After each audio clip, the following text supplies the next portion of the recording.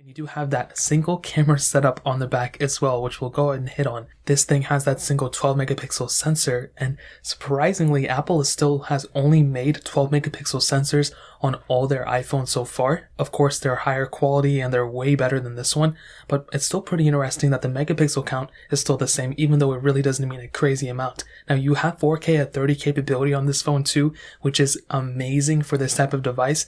Again, if you want to go ahead and pick up this phone just for the camera, I probably wouldn't recommend it, but this phone holds a special place in a lot of people's hearts because this was the first iPhone that we actually had the capability of shooting 4K videos. Now, in this day and age, I still shoot all my videos in 1080p, and I'm pretty sure a lot of people only use 1080p, but 4K at 30 is, hyping up, and I feel like more and more people are going to be using 4K at 30, and I've actually been seeing a lot more TikTok, people talking about, upping your resolution by going to 4K at 30. So that's another big thing. I see a lot more people, ended up using it, but this phone has that capability, which is cool. No 4K at 60, no additional lenses, but for a 5-year-old device, I think it's okay, and especially considering the fact the SE2, also only has a single camera setup. You can do 4K at 60 on that, but still only a single camera setup. I think the iPhone 6s is still in pretty decent company, especially for being a 5-year-old device that you can pick up for less than $80 in a lot of places. The front camera is 5 megapixels and only 720p videos there.